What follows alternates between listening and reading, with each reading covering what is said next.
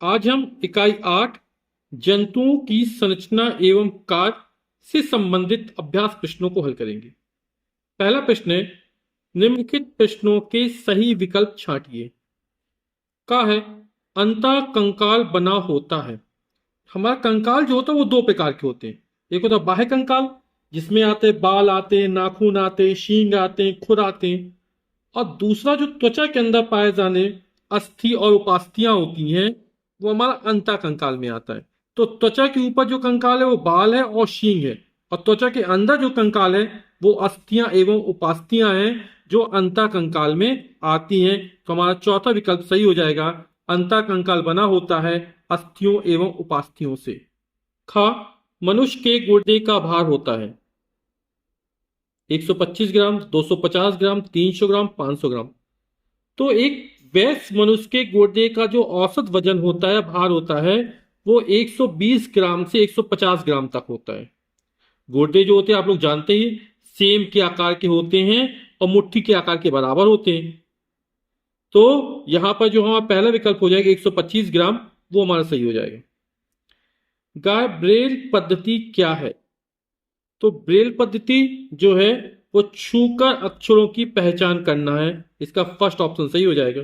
सूक्ष्मदर्शी द्वारा देखे जाते हैं। तो सूक्ष्मदर्शी द्वारा छोटे जीवों को देखा जाता है, एक कोष की जीवों को देखा जाता है।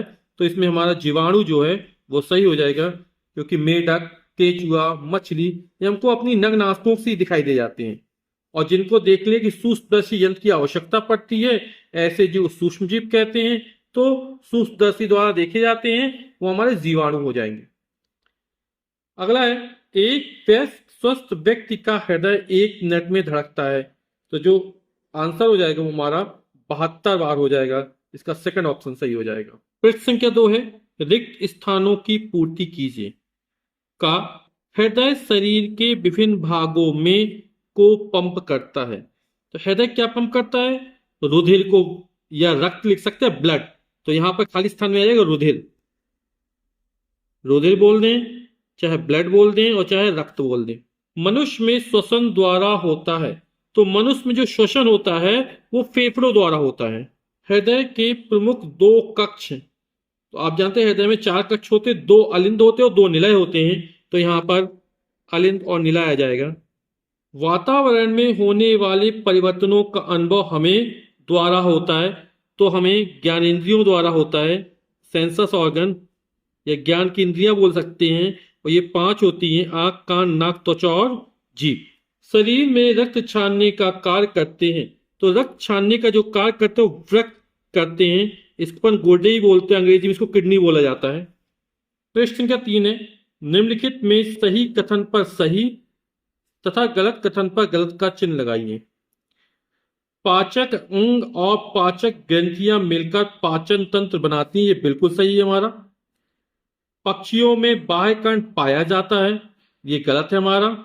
पक्षियों में बाह्य कर्ण नहीं पाया जाता है। अमीबा कूटपात की सहायता से गमन करता है, ये बिल्कुल सही है हमारा। शरीर के विभिन्न अंगों से शुद्ध रक्त हृदय में आता है, तो ये गलत है, अशुद्ध रक्त आता है, गलत हो गया। मनुष्य में खोपड़ी बाह्य कंकाल है, ये भी गलत है। बाह्य कंकाल में क्या आता है, अभी चर्चा की थी, बाल, नाखून, सींग, खुर, ये आते हैं बाह्य कंकाल में, है ना। और ये खोपड़ी क्या है, अंतः कंकाल में आएगी। प्रश्न संख्या 4 है, स्तंभ का तथा स्तंभ खा को सुमेलित कीजिए। संयुक्त नेत्र। और जो संयुक्त नेत्र पाए जाते हैं वो किसमें पाए जाते हैं? कीटों में पाए जाते हैं। फिर अमीबा। अमीबा हमारा अनियमित आकृति का होता है। श्वसन, और श्वसन जो होता है वो फेफड़े द्वारा होता है। पाचन, और पाचन किसका होता है? खाद्य पदार्थों का होता है।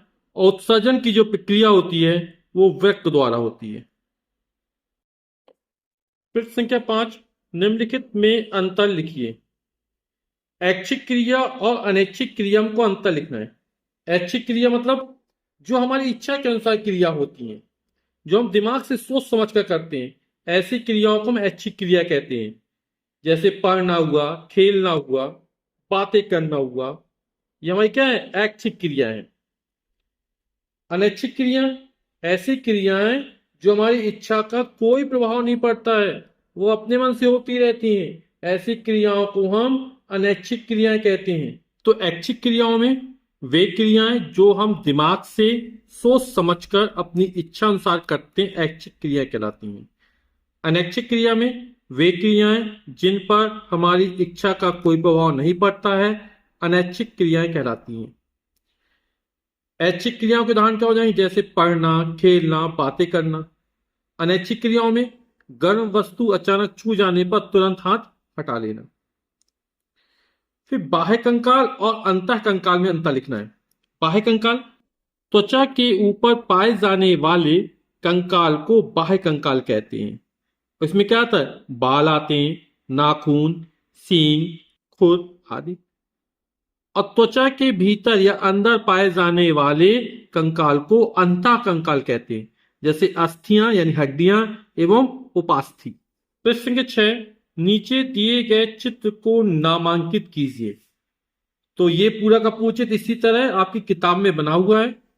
यहां पर ये नासा गुहा हो गई, ये मुख हो गया, ये मुख गुहा हो गई, फिर ये ग्रास नली है, यकृत, फिर ये पित्ताशय हो गया, ये कोलन है, ये हमारा आमाशय है, ये छोटी आंत, फिर ये बड़ी आंत, ये मलाशय और ये गुदा। हमारे शरीर की सबसे बड़ी ग्रंथि होती है वो यकृत होती है, और हमारे शरीर का सबसे बड़ा अंग जो होता है वो त्वचा होता है। प्रश्न के साथ इसमें भी जो चित्र दिया गया है उसमें नामांकित करना है। तो ये बायां अलिंद हो गया, ये दायां अलिंद हो गया, ये बायां निलय हो गया, ये दायां निलय हो गया, और ये हमारी महाधमनी हो गई। प्रश्न संख्या 8 है, दिए गए अंगों के सामने रिक्त वर्गों में उनके कार्य लिखिए। मानव शरीर में 5 ज्ञानेंद्रियां पाई जाती हैं, आंख, कान, नाक, त्वचा और जीभ। तो जो आंख का काम होता है वो देखना होता है, त्वचा स्पर्श का काम करती है ना, कान सुनने का काम करते हैं, यहाँ पर जीभ आएगा, है ना, टंग, और वो स्वाद का काम करती है ना, और नाक लिखा होता तो नाक सूंघने का काम करती है। अब जो आमाशय है उसमें पाचन क्रिया होती है, फेफड़ा श्वसन क्रिया में भाग लेता है, हृदय रुधिर को पंप करता है या परिसंचरण करता है रुधिर का, वृक्क जो होता है रक्त को छानने का काम करता है। तो हमारे शरीर में या मानव शरीर में 5 ज्ञानेंद्रियां होती हैं। आंख देखने का काम करती है, त्वचा स्पर्श का काम करता है, कान सुनने का काम करता है और शरीर का संतुलन में महत्वपूर्ण भूमिका निभाता है। यहाँ पर जीभ है, स्वाद का काम करती है, और जो नाक होती है वो सूंघने का काम करती है। ठीक, आमाशय पाचन क्रिया होती है, फेफड़ा श्वसन क्रिया के लिए, हृदय में क्या करता है? रुधिर को पंप करता है, खून को पंप करता है, यानी रक्त का परिसंचरण करता है, और वृक्क रक्त को छानने का काम करता है। प्रश्न संख्या 9, वायुमंडल में गैसों के प्रतिशत संगठन के आधार पर गैसों का नाम लिखिए। तो वायुमंडल में सबसे ज्यादा जो गैस पाई जाती है वो नाइट्रोजन गैस पाई जाती है, उसकी मात्रा कितनी? लगभग 78% होती है। फिर इसके बाद वायु में ऑक्सीजन गैस पाई जिसकी मात्रा होती है 21%। 0.03% में कार्बन डाइऑक्साइड गैस आती है, और मानव जो श्वसन क्रिया करता है तो ऑक्सीजन गैस ग्रहण करता है और कार्बन डाइऑक्साइड गैस छोड़ता है। तो इसकी मात्रा कितनी होती है वायुमंडल? 0.03% होती है।